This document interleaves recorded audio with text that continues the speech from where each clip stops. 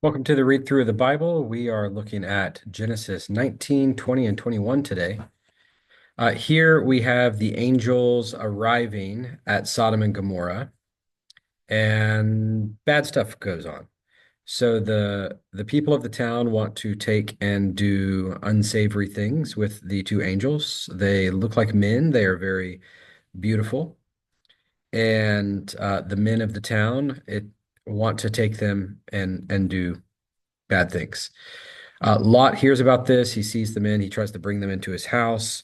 The uproar in the town is so great that Lot even offers his two daughters to the rabble to preserve the town and hopefully not make the angels mad. This does not go well. So this is like a bad parenting moment on Lot's part in the extreme. The angels tell them to escape, that they're going to destroy the town, and they do. So Lot escapes with his family. However, Lot's wife does look back. In chapter 30, I'm sorry, in verse 30, we do get some unfortunate goings-ons with Lot and his daughters. They become the ancestors of the Moabite and Ammonite people through acts of incest.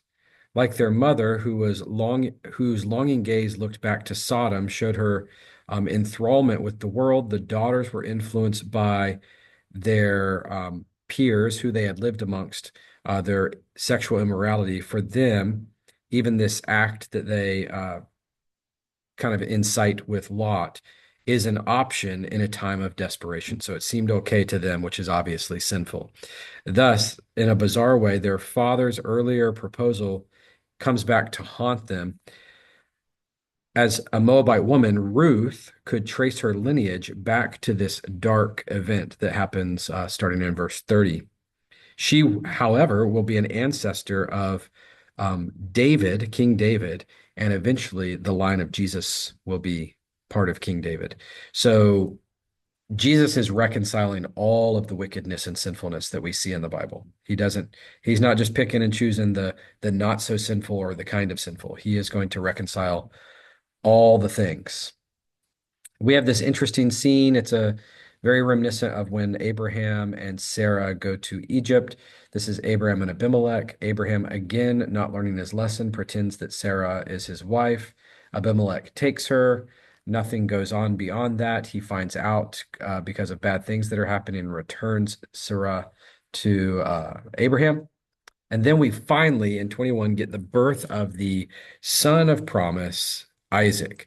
His name means laughter because Sarah laughs. And then we have an incident with reminiscent of the one before, Hagar and Ishmael. This time, Ishmael is dying. She lays him under a bush because she can't bear to see him die. But God provides and opens her eyes, and there's a well there, and they do survive. God provides for them. And the boy is raised. He grows up. He lives in the wilderness, becomes an expert with the bow, and he lives in Paran. And that's kind of his story. Then we have this, the final chapter 22 closes with this treaty with Abimelech, and they dig a well. This is a covenant made between them. They call the place Beersheba, called on the name of the Lord, the everlasting God, and Abram sojourned many days in the land of the Philistines. So just some historical accounts. There's a little bit more to this covenant here, but we're not going to go over it in this video. That will get you through. We're almost halfway through Genesis. So a few more chapters and we'll be halfway through. The next reading will be Genesis 22 through 24.